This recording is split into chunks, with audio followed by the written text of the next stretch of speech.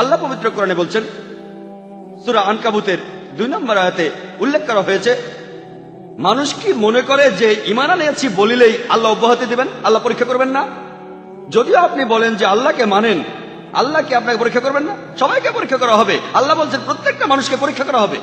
পবিত্র কোরআনে সূরা বাকারার 155 নম্বর আয়াতে উল্লেখ করা আছে, অবশ্যই আমি তোমাদেরকে পরীক্ষা করিব, ভয় দ্বারা এবং ক্ষুধা দ্বারা, ধন সম্পদের ক্ষয়ক্ষতি দ্বারা, জীবনের ক্ষতি দ্বারা, ফল ও ফসলের ক্ষয়ক্ষতি দ্বারা, এবং শুধুমাত্র তাহারাই উত্তীর্ণ হইবে যাহারা এই পরীক্ষায় ধৈর্যশীল থাকিবে।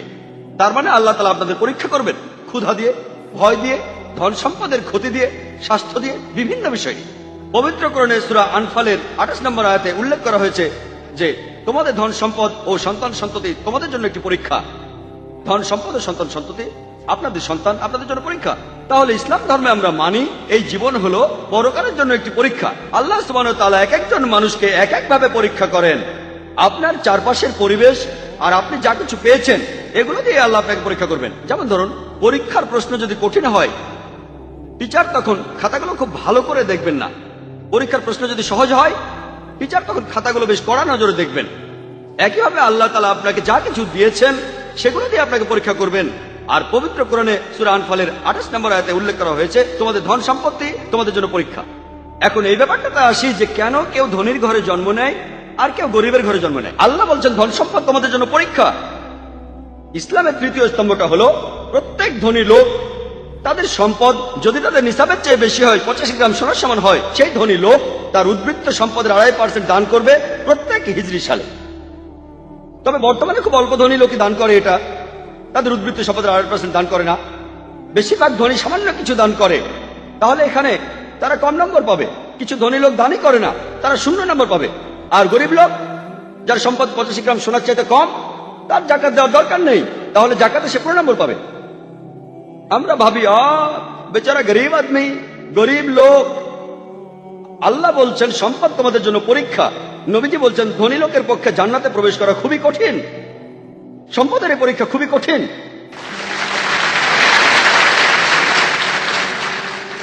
মনে করেন 2002 সালে কোন পরীক্ষায় খুব কঠিন একটা প্রশ্ন আসলো, 2003 সালে সেটা আসলো না, আপনি তো খুশি হবেন, যাক এই প্রশ্নটা আসেনি, আপনার মন খারাপ হবে না। কিন্তু আমরা মানুষরা অন্যভাবে চিন্তা করি। আমরা বলি যে অমুক লোক খুব গরিব আর সে খুব দুঃখী লোক, এটা তার জন্য ভালো, কারণ তাকে সম্পদের পরীক্ষা দিতে হচ্ছে না। তার যদি সম্পদ থাকতো এই পরীক্ষাটা খুবই কঠিন, আপনি এখানে ফেলও করতে পারেন। তাহলে আল্লাহ এক একজনকে এক এক ভাবে পরীক্ষা করেন। এখন এই ব্যাপারে আসি, কেন কেউ স্বাস্থ্যবান হয়ে জন্মায় আর কেউ অসুস্থ হয়ে জন্মায়? বিভিন্ন রকমের কঠিন অসুখ পবিত্র কোরআনে সূরা আনফালের 28 নম্বর আয়াতে উল্লেখ করা আছে যে সন্তান সন্ততি তোমাদের জন্য পরীক্ষা। যে মানুষ জন্মায় সে যদি পঙ্গু হয়েও জন্মায়, ইসলাম বলে প্রত্যেকটা শিশু মাসুম, সে নিষ্পাপ। এটা বিশ্বাস করি না যে এই শিশুটা তার আগের জন্মে কোনো পাপ করেছে সেজন্য সে পঙ্গু হয়ে জন্মেছে। আমরা বিশ্বাস করি যে কোনো শিশু যখন জন্ম নেবে সে তখন নিষ্পাপ, সে মাসুম। তবে এটা বাবা মায়ের জন্য পরীক্ষা হতে পারে। বাবা মা ধার্মিক হতে পারে, 5 ওয়াক্ত নামাজ পড়তে পারেন, হতে পারে আল্লাহ তাদের জন্য পরীক্ষা করছেন। আর আল্লাহ যদি আপনাকে বেশি পুরস্কার দিতে চান তাহলে আপনাকে পরীক্ষা করা হবে, আরো কঠিন পরীক্ষা হবে। হতে পারে যেমন ধরুন, যদি আপনি বিয়ে পরীক্ষা দেওয়ার জন্য বসেন, আপনি ব্যাচেলর অব আর্টসের পরীক্ষা দেবেন, পরীক্ষাটা খুবই সোজা, পরীক্ষায় পাশ করলে হয়ে যাবেন গ্রাজুয়েট। এমবিবিএস পরীক্ষায় পাশ করাটা খুবই কঠিন, কিন্তু যদি পাশ করেন হবেন ডাক্তার, বেশি সম্মান। এমবিবিএস পাশ করাটা খুবই কঠিন, কিন্তু যদি পাশ করেন বেশি সম্মান পাবেন। একইভাবে হতে পারে সেই বাবা মা তারা ধার্মিক, আল্লাহ তাদেরকে নিয়ে যেতে চান জান্নাতুল ফেরদৌসে। আল্লাহ তাদের পরীক্ষা করছেন যে সন্তান পঙ্গু হওয়ার পরেও তারা কি সর্বশক্তিমান আল্লাহকে বিশ্বাস করে। আল্লাহ সুবহানাহু ওয়া তাআলা বিভিন্ন ভাবে মানুষকে পরীক্ষা করেন, স্বাস্থ্য দিয়ে, অসুখ দিয়ে, সম্পদ দিয়ে, দারিদ্র দিয়ে, এই সব কিছু দিয়ে আল্লাহ তাআলা তাদের পরীক্ষা করেন। আর আল্লাহ সুবহানাহু ওয়া তাআলা এক একজনকে এক এক ভাবে পরীক্ষা করেন। এই কারণেই মানুষের মধ্যে এত বেশি পার্থক্য। ব্যাপারটা এমন নয় যে মহান স্রষ্টা অন্যায় করছেন। আল্লাহ বিভিন্ন মানুষকে বিভিন্ন ভাবে পরীক্ষা করেন, আর তিনি যাকে যেরকম সুযোগ সুবিধা দেন সেগুলোর উপর ভিত্তি করেই তাকে পুরস্কার আর শাস্তি দেন। এই উত্তরে যৌক্তিক ব্যাখ্যা তখনকার দিনের পণ্ডিতদের মাথায় আসেনি। ইমানের 6 নম্বর স্তম্ভটা হলো কদর, অর্থাৎ নিয়তি। হিন্দুইজমে এমন ধারণা আছে যে বিধাতা ভাগ্য নিয়ন্ত্রণ করেন, সব মানুষের ভাগ্য। আর একইভাবে ইসলাম ধর্মে আমরা জানি যে আল্লাহ ভাগ্য নিয়ন্ত্রণ করেন, একজন মানুষ কোথায় জন্মাবে, কোথায় মারা যাবে ইত্যাদি। আর সে ধনীর ঘরে জন্মাবে নাকি গরিবের ঘরে, পরীক্ষার সময় টিচারই ঠিক করবেন কোন প্রশ্নটা থাকবে।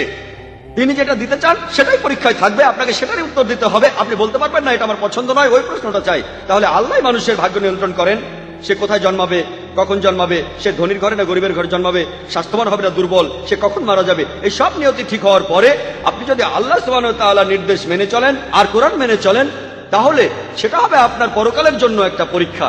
একে বলা হয় নিয়তি।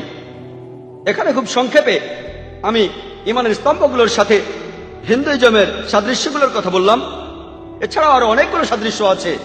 আমি এখানে আর কয়েকটা সাদৃশ্য নিয়ে কথা বলবো, যে সাদৃশ্যগুলোর কথা সাধারণ হিন্দু বা সাধারণ মুসলিমরা জানে না, কিন্তু দুই ধর্মের মধ্যে সাদৃশ্যগুলো আছে।